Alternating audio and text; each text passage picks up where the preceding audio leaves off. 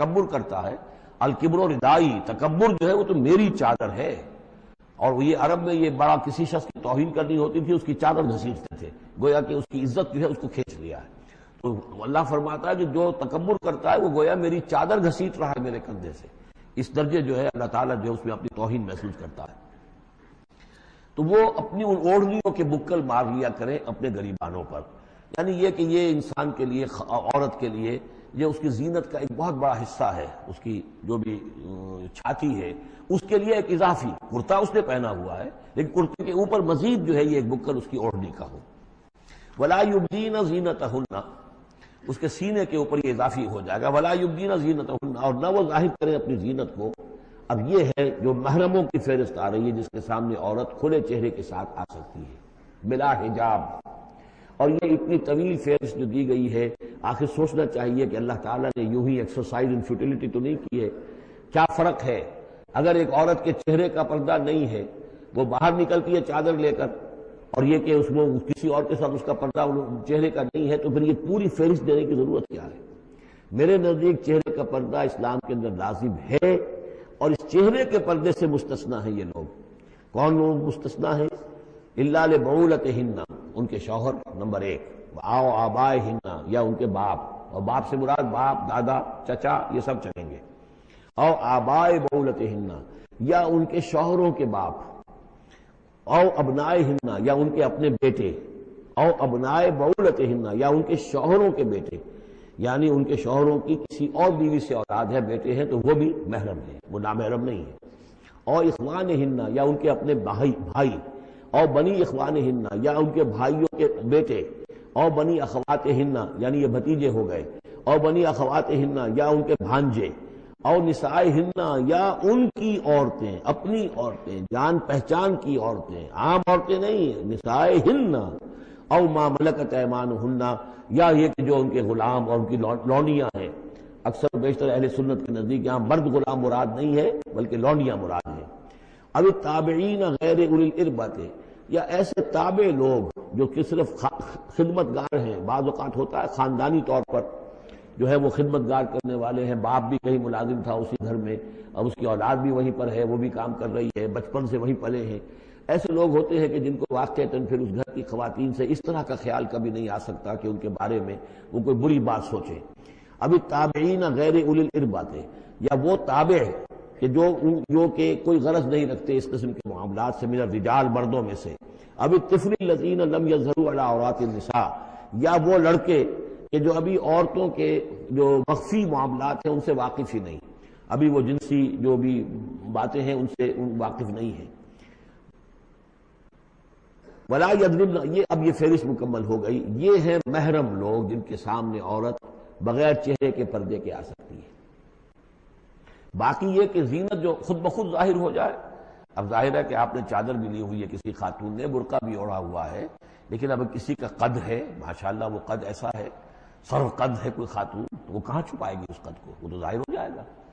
جسم متناسب ہے، اب وہ جسم تو ظاہر ہو جائے گا.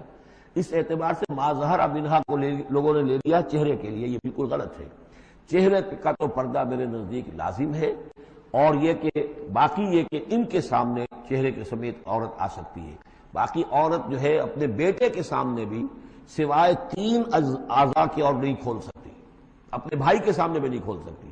چہرہ، یہ ہاتھ پونچھوں سے نیچے، اور پیر ٹخنوں سے نیچے، یہ جو 3 اعضاء ہیں یہ وہ ہیں کہ جو جس کو عورت نے یہ کھلے رکھ سکتی ہے، اپنے وہ بیٹے کے سامنے بھی، بھائی کے سامنے بھی، اور جو بھی رشتے گرائے گئے ہیں. لیکن یہ کہ اس سے آگے پھر جو ہے معاملہ وہ پھر شوہر کا ہے. اس سے آگے یعنی لباس کا معاملہ جو ہے جس سے کہ عورت جو ہے وہ آزاد ہوگی، وہ صرف شوہر کے لیے. وَلَا يَضْرِبْنَ بِأَرْجُلِهِنَّ لِيُعْلَمَ مَا يُخْفِينَ مِنْ زِينَتِهِنَّ، اور نہ یہ ایسا ہو کہ وہ اپنے پاؤں مار کر چلیں، کوئی زیور جو ہے پاؤں میں پہنا ہوا اس کی جھنکار ہو تاکہ لوگ جو ہے ادھر متوجہ ہو جائیں. لِيُعْلَمَ مَا يُخْفِينَ مِنْ زِينَتِهِنَّ، تاکہ لوگوں کے علم میں آ جائے کہ کیا انہوں نے چیز چھپائی ہوئی ہے اپنی زینت میں سے، کیا زیورات پہنے ہوئے ہیں. وَتُوبُوا إِلَى اللَّهِ جَمِيعًا أَيُّهَا الْمُؤْمِنُونَ، اور اے اہل ایمان سب کے سب مل کر اللہ کی جناب میں توبہ کرو، لَعَلَّكُمْ تُفْلِحُونَ، تاکہ تم فلاح پاؤ. یا ایھا النبی قل لازواجک و بناتک و نساء، اب یہ پردے کا اگلا حکم آ رہا ہے۔ ایک تو یہ کہ گھر میں رہو، گھر پہ پردہ ہونا چاہیے، نامحرم پردے کی اوٹ سے بات کرے، جو بھی ضروری بات ہے وہ پردے کی اوٹ سے کرے، روح ہو کر نہ کرے۔ لیکن اب مسئلہ آتا ہے کہ عورت گھر سے باہر نکلے تو کیا ہو؟ آخر ظاہر بات ہے اگرچہ اصولی اعتبار سے عورت کا مقام اس کا گھر ہے، لیکن پھر بھی ضرورت ہو سکتی ہے وہ باہر جائے ضرورت کے تحت، تو اس میں کیا حکم ہے؟ یا ایھا النبی قل لازواجک و بناتک و نساء المؤمنین، اب یہاں پر دیکھیے ایکسٹینڈ کر رہے ہیں ترتیباً، اے نبی کہہ دیجئے اپنی بیویوں سے اور اپنی بیٹیوں سے اور اہل ایمان کی خواتین سے۔ یہ گویا کہ اب اصلاح کا دائرہ جو ہے نبی کے گھر سے نکل کر اب باہر آ رہا ہے تمام اہل ایمان کے لیے۔ کیا کہہ دیجئے یدنین علیہن من جلابیبہن، وہ اپنے اوپر لٹکا لیا کریں اپنی بڑی چادروں کا ایک حصہ۔ دیکھیے جیسا کہ میں نے اس وقت بھی عرض کیا تھا سورہ جب ہم نور پڑھ رہے تھے کہ عرب میں لباس کا یہ اور خواتین کی لباس کا یہ دو جز تھے، ایک اوڑھنی ہوتی تھی جو گھر میں اوڑھتی تھی، وہ جیسے اب بھی ہمارے اوڑھنے کا تصور ہے، اس کو کہتے ہیں خمار، اور خمرہن لفظ آیا ان کی جمع جو ہے خمرہن، ولیضربن بخمرہن علی جیوبہن، وہ اپنی ان اوڑھنیوں کا بکل مار لیا کریں اپنے سینوں پر۔ یہ گھر کے اندر ہوگا، باہر جب نکلتی تھی تو بڑی چادر لے لیتی تھی، اور جو جتنی شریف گھرانے کی ہوتی تھی اتنی ہی وہ اپنے آپ کو اس میں لپیٹ لیتی تھی، لیکن چہرے کے اوپر نہیں ڈالتی تھی۔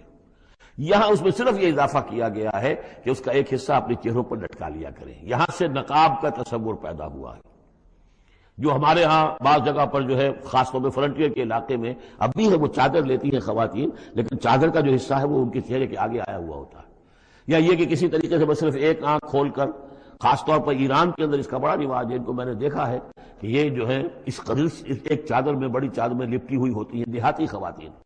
شہروں کے اندر تو نقشہ ذرا کچھ مختلف ہے، اب وہاں پہ چونکہ یہ بات تقریباً انہوں نے طے کر دیا کہ چہرے کا پردہ نہیں ہے، حالانکہ یہ غلط ہے، قرآن میں چہرے کا پردہ ہے۔ اس حوالے سے وہ جو کہا گیا کہ پردے کی اور سے ان سے بات کی جائے یا مانگا جائے، تو آخری اس کا مطلب یہ کہ چہرہ ہی تو ہے نا جس کو روکا جا رہا ہے، باقی گھر میں جو ازواج مطہرات بغیر لباس کے تو نہیں تھی معاذ اللہ، لیکن یہ کہ چہرے ہی کے پردے کے لیے کہا ہے کہ فَصَلُوهُنَّ مِن وَرَاءِ حجاب، اور حجاب کا لفظ چل رہا ہے اسی کے لیے۔ لیکن یہ کہ اب یہ حکم دیا گیا کہ آپ ایک چادر کو، جو چادر لے کے آپ نکلتی ہی ہیں باہر، جو بھی شریف خواتین ہیں، وہ چادر کو ذرا اپنے چہروں کے اوپر لٹکا لیا کریں۔ یہ جلباب کہلاتا تھا، بڑی چادر جو لے کر نکلتے تھے۔ تو ایک ہے خمار، اوڑھنی، جس کی جمع ہے خمرہن، خمر، ایک ہے جلباب، بڑی چادر، جس کی جمع ہے جلابیب، جلابیبہن، وہ اپنی بڑی چادروں کا ایک حصہ اپنے سامنے لٹکا لیا کرے چہرے کے۔